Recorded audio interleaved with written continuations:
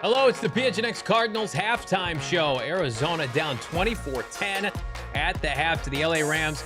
Johnny Venerable, former Arizona Cardinal wide receiver Brittan Golden. This halftime show brought to you by our friends at Gila River Resorts and Casinos. I'd rather be at Gila right now than watching this game. Visit playatgila.com. A non-competitive half for the Cardinals. Brittan, despite a nice opening drive for Jacoby Brissett, Michael Wilson, Trey McBride, they were up 7-0 from there. The LA Rams have absolutely embarrassed and outclassed the Cardinals. The Rams have not punted yet. Stafford with a touchdown, Williams with a touchdown, Blake Corum with a touchdown. Then they had a field goal. The Cardinals dicked around at the end of the first half, tried to get a 63-yarder. Of course, made it, timeout, and then missed it. I posed this question on Twitter to an overwhelming yes. Are the Cardinals right now the worst team in the NFL? From top to bottom, right? Offensively, defensively, special teams. Like, there's just nothing that like, if you take Michael Wilson out of this game, it's 24-0. It's 24-0. Yeah. Probably like, you've got two guys right now on your offensive side of the football that are the only thing saving. The only reason people are tuning in fan-wise to watch the Cardinals right now is to watch Trey McBride and Michael Wilson. Yeah. There's nobody else on this team anybody's tuning in to watch. It's just, there's nothing there, right? And the coaches, this coaching staff has continuously held back the playmakers on this offense. Yeah. They're being held back. And it's just becoming more and more prevalent when you see, MHJ go down and Michael Wilson start to get these targets, right? Because it's like, this is a guy that we've had this is year 3. And this is the first time we're actually, like, he had his first 100-yard game in his 3rd year. And you can't tell me that it's because he was a bad player the first 2 years. Yeah. No. Right? You're right. It's just they're finally giving the man opportunities to make plays. We've known Trey McBride's good. Trey McBride's been good forever. But Michael Wilson has been, you waited till halfway through year 3 to start giving him opportunities. Like, offensively, it's atrocious. And we've said it all year that it's just been atrocious. It's been bad. Yeah. The play calling's bad. The execution's been bad. It's just, as a whole, like you said, this is the worst football team in the NFL right now. I want to focus on the defense because the offense, I thought, I think we all thought, like, they were going to have trouble today because they've been bad for most of the season. The defense, which has been handcrafted by your head coach and GM. Yes, you don't have Walter Nolan today. You don't have Mack Wilson Sr., but, like, Cody Simon, a draft pick of your regime. You had to go out and sign Dalvin Tomlinson, Calais Campbell. Where's Dalvin Tomlinson this season? Where's Josh Sweat today? Where's Baron Brown? All these guys you brought in, and the Rams are doing this, and the announcers even said it. It was so tongue-in-cheek, but it's true. It looks like practice for the Rams. It's an embarrassment. You wanted to re-sign Budda Baker. I'll say something maybe not so popular and positive. Budda Baker looks like he's about done of what we've seen from the player that he used to be. And again, that's not a knock on him, like Father Time catches up to us all, but, like, they're missing tackles. They can't pressure anybody. They're out of position. Players are regressing. Players look like they want this season to be over. And we've got a month left of football and a lot more games to cover in which, like, you know what? You might have had your best, effort the last 2 weeks against a middling Tampa team and a Jaguar team in your building. And now it's like, you got to play this Rams teams twice. You got to go to Cincinnati. You got to play Houston next week. They got a ton to play for. I just feel like the Cardinals are close to the Q word, in my opinion, because I don't see many positives. And again, I'm not going to come up here and defend Jonathan Gannon. I know a lot of people in the chat are waiting for me to do that. There's nothing to defend here. This season, his resume has been a fireable offense, but they're not going to fire him yet. They're not going to make a change. Now, I'll tell you what, if we get to tomorrow and they've fired a coordinator, then I think that you'll be able to see like the heat's really on Jonathan Gannon. But the easiest way to tell you that Jonathan Gannon is not on the hot seat with that ownership group is by allowing him to keep his coordinators. Yeah. At least through the end of the season. They're going to fire coordinators at the end of the year. But if you're a head coach and you don't have to fire them during the season, that shows everybody else. That but you're telling me the fact that you're keeping the fact that there's actual talk about you firing coordinators when the season is over, regardless of your record. Yes, you're 3-9, 3-10, whatever you are right now. But allowing this to continue without firing anybody. Like I'm not saying that firing is going to make anything better. And I think as a fan base, nobody's saying firing Petzing is going to make anything better this year. Right. But like you said, what it does is make a statement to the head coach that says, okay, right now you have to understand that now this is serious for you. What pressure is Jonathan Gannon under to win right now? Like there is no pressure because nobody's worried about anybody being fired anyway until the season's over. And you're telling me as an owner that you're okay with just saying, F it. We got 5 games left.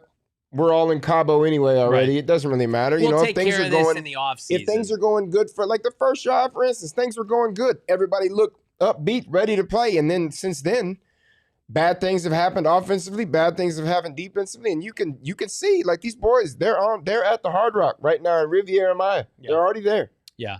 We're going to jump into these super chats. You guys have been so kind. Benjamin, $5. Cardinals shouldn't even bother punting. The Rams are scoring no matter where the drive starts. We said that at the end of the half. The Cardinals can't afford to punt. They can't run the ball. And this half could get ugly fast. Rams get the ball to start the second half. Doc, $5.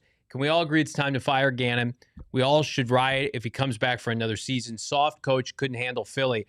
The biggest knock against him right now is he's enabled people on his staff that have not helped him win, and the side of the ball that he is on is atrocious right now, especially in the division. Like you mentioned it, like this could be a 30-40 burger, and you've given up how many of those in the last month to division rivals? Well, you've played 4 division games, and 2 of them were close. The other 2 were the same 2 teams saying, yeah, we didn't really put enough time or effort in the first 2 weeks to play the game. This is what we can really do to you. And you're talking about a 49ers team who's lost everybody. Right, and they're stopping people. Everybody. Their defense, their number 1 pass rusher is gone. Arguably the best middle linebacker in the league is gone. Yep. Right? Your quarterback was out. Your number 1 receiver's not playing. Mm-hmm. Right? I don't even know if Juwan Johnson was playing in one of those games. So your number 2 receiver. But why are they winning? Coach. How are they winning football games?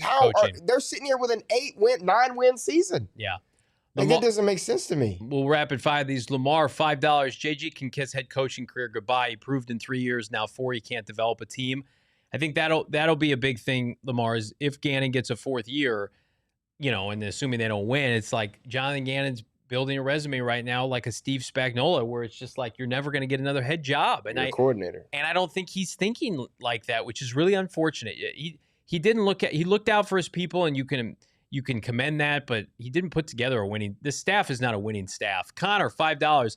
Letting this coaching staff pick their own QB is going to set us back years, clean house. Well, they're not going to pick it. The GM, Monty or whomever, is going to pick the quarterback. But I don't disagree. Like lame duck staffs getting a rookie quarterback usually doesn't end well.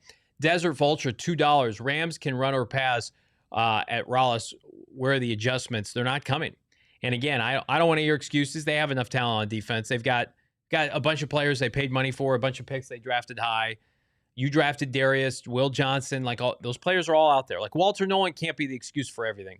Junder, $1.99. Offense was trying to hang around today. Defense no show. I mean, the defensive no show is more damning than the offense because he owns that side of the ball. Next up, $4.99. How is Bidwell content with Gannon when his own division he has 3 top 10 coaches? We're never going to compete with them garbage franchise. They look at the Cardinals every year and they're just like, well, okay, there's 2 wins. Yeah, I mean, it's essentially all it is in this division. Like, there's nobody, but as a Seahawk, a Ram, or a 49er in this division, especially in the last 3-4 years, it's kind of to the fact of where when you watch college football and you watch the Alabamas go play the FCS schools. Yep. The Cardinals are the FCS school in the NFC West right now. You're the FCS. You're the easy win, the get back, the get right, whatever we got to do, to get our guys ready and warm and primed to go play an actual division game. Yep. Hit that like button. Shane, $4.99. We are not in the same league as the Rams or anyone in the West. The balls to bring back JG for another year still blows my mind. Bidwill is a joke. You are who your division is. And I've said this consistently. I would go out and get somebody from the division that understands what it takes to win here.